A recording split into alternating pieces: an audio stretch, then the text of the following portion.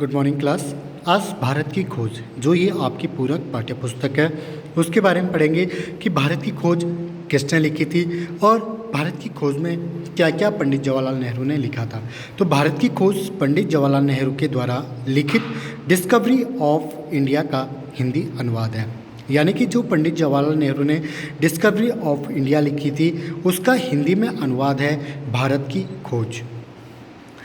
इसे उन्होंने 1944 में अहमदनगर किले में 5 माह के कारावास के दौरान लिखा था। तो जब पंडित जवाहरलाल नेहरू को अहमदनगर किले में लाया गया था और लगभग वो यहाँ पे 5 माह के कारावास के दौरान यहाँ पर उन्हें क्या किया गया था, इस पुस्तक को लिखा था। भारत की खोज की पुस्तक में नेहरू जी ने सिंधु घाटी सभ्यता से लेकर भारत की आज़ादी तक की सभ्यता संस्कृति का क्या किया है, रोचक वर्णन किया है। तो भारत की खोज में पंडित जवाहरलाल नेहरू ने सिंधु घाटी सभ्यता से लेकर जब भारत आज़ाद हुआ था तो उसकी सभ्यता और संस्कृति के बारे में क्या किया है, इस पुस्तक में लिखा गया है। और 1946 में यह पुस्तक क्या हुई थी, प्रकाशित हुई थी। तो फर्स्ट उस पर आते हैं कि अहमदनगर का किला। पंडित जवाहरलाल नेहरू की यह 9वीं जेल यात्रा थी। जब उन्हें यहाँ पर लाया गया तो शुक्ल पक्ष प्रारंभ हो चुका था। तो पंडित जवाहरलाल नेहरू को जब अहमदनगर किले में लाया गया था तो यह उनकी क्या थी, 9वीं जेल यात्रा थी। जब यहाँ लाए गए थे शुक्ल पक्ष प्रारंभ हो चुका था और जब भी वो यहाँ पर नया चांद उगता था तो वे समझ जाते थे कि उनका 1 महीना क्या हो चुका है, यहाँ पर पूरा हो चुका था। यानी कि शुक्ल पक्ष में होता है जब सूरज धीरे धीरे क्या होता है, पूर्ण रूप से दिखाई देने लगता था, तब वो समझ जाते थे कि उनका 1 महीना क्या हो चुका है, पूरा हो चुका था। अहमदनगर किले में नेहरू जी को क्या था, बागवानी का शौक था। जैसे वो अन्य जेलों में भी बागवानी का शौक करते थे तो यहाँ पर भी उन्होंने क्या किया था, बागवानी की थी। अहमदनगर किले की मिट्टी बहुत खराब, पथरीली और पुराने मलबे से भरी पड़ी थी। तो जो अहमदनगर का किला था एक तरीके से क्या था, पूरे खंडर था, उस वहाँ पर ख़राब मिट्टी थी, पथरीली और पुराने मलबों से वो क्या हुई थी, भरी पड़ी थी। यह एक ऐतिहासिक स्थल था, ठीक है। अपने इतिहास में ये इसका क्या था, बहुत ज़्यादा महत्व था। इससे अनेक युद्ध और संधियाँ देखी है। ये ऐतिहासिक महल था, इसने अनेक युद्ध और यहाँ पर क्या देखी थी, संधि देखी थी। तो वहाँ से एक घटना पंडित जवाहरलाल नेहरू को याद आती है, जो वहाँ की शासिका थी चांद बीबी का याद नेहरू जी को क्या आती रहती थी। यहाँ की खुदाई के दौरान ज़मीन के नीचे प्राचीन इमारतों के हिस्से, गुंबद आदि मिले थे। तो जब यहाँ पे खुदाई हुई थी तो यहाँ पे ज़मीन के नीचे बहुत सारी प्राचीन इमारतें और गुंबदें मिले थे। उनके पास साधनों की कमी थी और अंग्रेजी शासन ने भी उन्हें आगे खुदाई करने की क्या नहीं दी थी, अनुमति नहीं दी।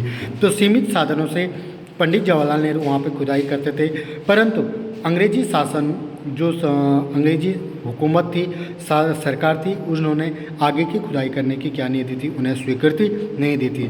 तब नेहरू जी ने कुदाल को छोड़ा और कलम उठा ली और इतिहास के बारे में, जो भारत का अतीत था, उस अतीत को जानने की उनके मन में जिज्ञासा हुई। तब उन्होंने उस कुदाल को छोड़कर कलम उठाकर लिखना क्या किया था, प्रारंभ किया था। वर्तमान के बारे में न लिखने की समस्या थी कि वर्तमान के बारे में वो क्या नहीं कर सकते थे, लिख नहीं सकते थे, और भविष्य के बारे में क्या नहीं बारे में लिखा नहीं। तो वो कहते हैं कि मैं अभी वर्तमान के बारे में तो क्या नहीं कर सकता हूँ, कुछ लिख नहीं सकता हूँ, और भविष्य के बारे में अभी कुछ लिखा नहीं जा सकता है कि आगे क्या होने वाला है।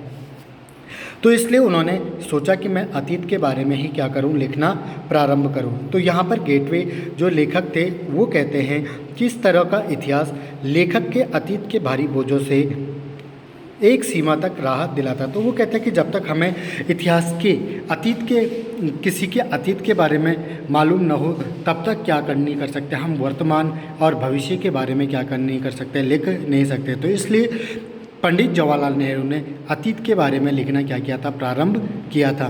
तो इसमें सेकंड टॉपिक है अतीत का दबाव, ठीक है। अतीत का दबाव भला हो या बुरा, दोनों तरह से अभिभूत करता है। कभी कभी यह दबाव दम घोटू होता है। तो जो अतीत का भार है, कभी कभी तो हमारे लिए क्या होता है, अच्छा होता है, कभी बुरा होता है, और कभी कभी क्या हो जाता है, दम घोटू मीन्स होता है जहाँ पर हम क्या नहीं ले पाते हैं, सांस नहीं ले पाते हैं। तो इससे नेहरू जी के मन में अनेक प्रश्न उठते हैं। उनके मन में प्रश्न उठे कि मेरी विरासत क्या है, ठीक है, आखिरकार मेरी विरासत क्या है, मैं किन किन बातों का उत्तराधिकारी हूँ। तो नेहरू जी विचार करते हैं कि क्या वे उन सभी बातों के वारिस हैं जिन्हें मानवता ने हजारों साल के दौरान हासिल की थी। तो पंडित जवाहरलाल नेहरू कहते हैं कि क्या मैं उनसे भी बातों का वारिस हूँ जो मानवता ने, जो मनुष्य ने हजारों साल के दौरान क्या किया था, हासिल किया था। इसके अलावा विजय के उल्लास और पराजयों की यंत्रणा हमें आकर्षित करता है, ठीक है। तो वो कहते हैं कि कभी जब अतीत में कोई विजय होता होगा, ठीक है, तो उसमें हम उल्लास दिखाते हैं और पराजय से हमें क्या मिलता है, ये सभी चीज़ें मुझे क्या करती है, आकर्षित करती है, ठीक है। तो इसी विशेषता से हमारा वर्तमान रूप बना और भावी रूप बनेगा, ठीक है। तो वो कहते हैं कि जब तक मैं अपने अतीत के बारे में नहीं जान लेता है तब तक मैं वर्तमान के बारे में नहीं लिख सकता, और इसी से हम भविष्य के बारे में कुछ बता पाएंगे कि आगे क्या होने वाला है, ठीक है। तो ये था फर्स्ट वीडियो। अब सेकंड वीडियो आपको नेक्स्ट क्लास में